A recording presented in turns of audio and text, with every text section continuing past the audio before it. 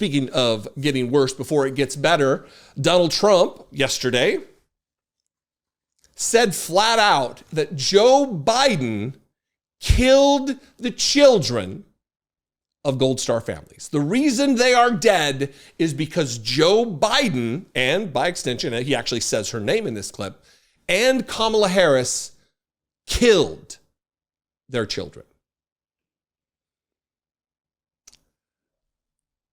We are in a situation in America where we have two political parties, one with reasonable policies, a reality-based view of the world, trying to make the lives of Americans better, trying to shore up the damage that was done from an international relations foreign policy standpoint by Donald Trump, trying to claw back a subsection of the country that many believe are lost. I am one of those who believe many of these people are lost. They are irredeemable. They are a basket of deplorables, if you will.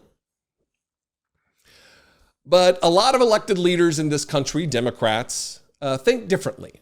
And they're trying to do everything they can to win the day and bring these people back to reality. So when Donald Trump was in Potterville, Michigan yesterday and talking about the Arlington National Cemetery thing, it's obfuscation, to say the least, but it's also projection. It's also an attempt to set right what he cannot set right. Besmirching a hallowed ground where people, many of them, especially in this Section 60, where war dead, combat dead are buried from Iraq and Afghanistan. Watch Donald Trump, and then we'll address the nonsense that he talks about. Military, those incredible parents and sisters and brothers, they asked me to go yesterday to Arlington, and I did. And while I was there, I was there for a long time. It was very tough to get to because I was not in a good position to get there. It was very far away, but I did. I made it and I got there right on time. And I spent a lot of time there. And while I was there, those families that asked me to be there, as they said, 3 families plus 1 soldier who was horrifically injured, both legs and an arm. And they asked me if I would be there, so I went. And while we were there, they said, could you take pictures over the grave of my son, my sister, my brother? Would you take pictures with us, sir? I said, absolutely, I did. And then I said farewell. I said goodbye. And last night I read that I was using the site to politic, that I used it to politic. This all comes out of Washington, just like all of these prosecutors come out of Washington. They all come out. They send their prosecutors into the DA's office. They send them into the Attorney General's office. These are bad people we're dealing with. So I go there. They ask me to have a picture, and they say I was campaigning. I don't need – the one thing I get is plenty of publicity. I don't need that. I don't need the publicity. But these are great people, and when you think about it, Joe Biden killed their children by incompetence. Should have never happened. Kamala killed their children, just as though they had a gun in their hand, by gross incompetence. And not one general or incompetent bureaucrat was fired for the most embarrassing moment in the history of our country. And then they accused me of having a picture taken at the tombstone with a family because they love the president. They love me, and I love them. I got to know them. This is the story that, by all accounts, should just... The Trump campaign wants this to die. They want this to go away. This isn't a winner for Donald Trump, but because he cannot take no for an answer, he cannot take the advice of advisors and strategists, people he pays handsomely, he's going to keep talking about it. He's going to keep this in the news cycle so people like me and others can continue to talk about it. First of all, this didn't happen yesterday, as he said. This happened 3 days ago. Donald Trump has no idea of when things happened or where he was at any given time. That's the melting brain aspect that we have to deal with. Secondly, it's not tough to get there when you got a private jet, brother. Thirdly, while my heart goes out to these families, MAGA or not, they have children, family, relatives, loved ones who died in combat. Hard for anyone. I served in the United States Marine Corps for many years. I'm a veteran, a disabled veteran. I get it as much as I can. But for Donald Trump to say, well, they asked me to take a picture, and now they're saying I was politicking, that this was all for politics, this was for campaigning. You don't get it both ways. Had you just taken a picture, Donald Trump, and then that was it, and the families had that as a keepsake, as a memory that the former president of the United States, the commander-in-chief of the armed forces of the most powerful military on the planet, a military that your loved one was a part of, a member of, that would be it. No one would have batted an eye. No one would have said anything. But the fact that all of these images then ended up on your campaign social media accounts, it does mean you were campaigning. It does mean you were politicking. And that's not even the worst part.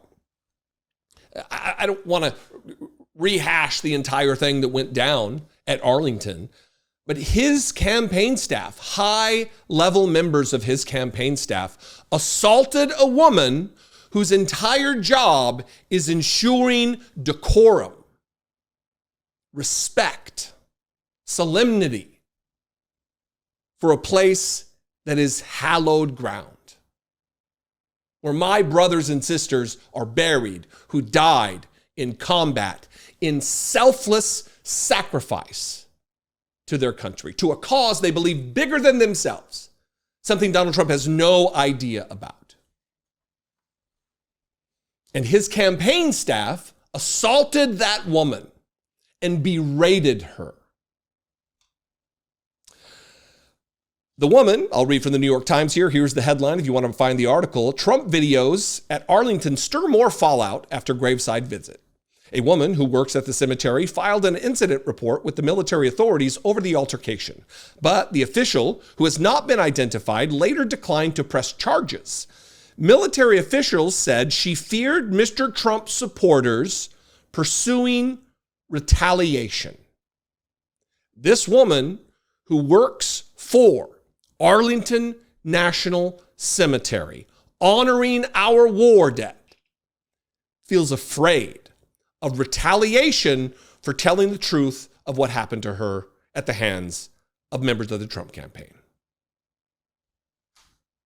Military officials said the cemetery worker feared that pursuing the matter with the authorities at Joint Base Meier-Henderson Hall in Virginia, which has jurisdiction over the cemetery, could subject her to retaliation from Trump supporters. Mr. Chung, who very likely was the cause of this abuse and assault, said in a statement on Wednesday that that is ridiculous and sounds like somebody who has Trump derangement syndrome.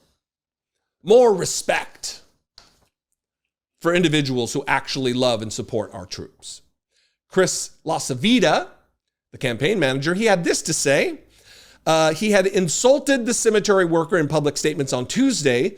Mr. Chung asserted that she was suffering from a mental health episode, while Mr. LaCivita said that she was a despicable individual who does not deserve to represent the hallowed grounds of Arlington National Cemetery.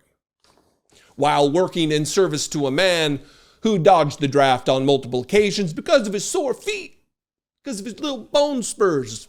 Bone spurs I have also as well. Didn't stop me from serving my country.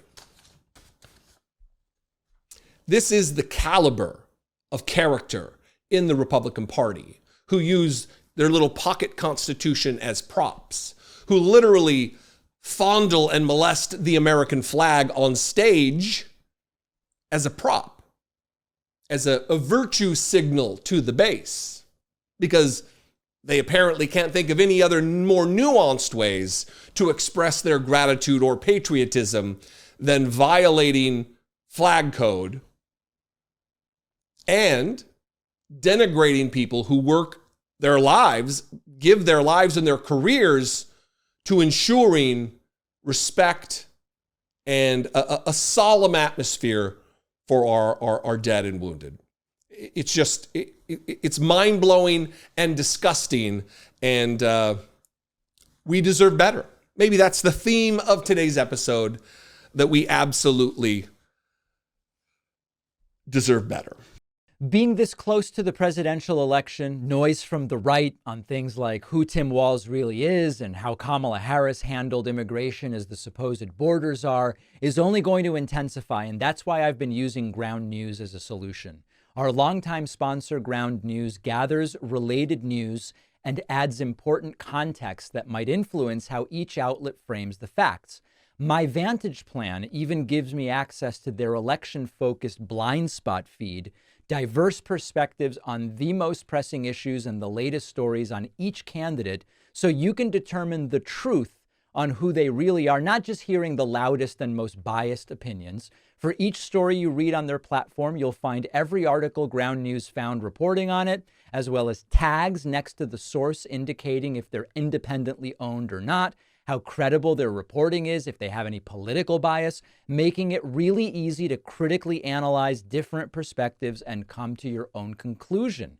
Ground News is independent and subscriber supported, but my viewers will save 40% on the same Vantage plan that I use. For unlimited access to all of their features, go to ground.news/Pacman or scan my QR code to subscribe.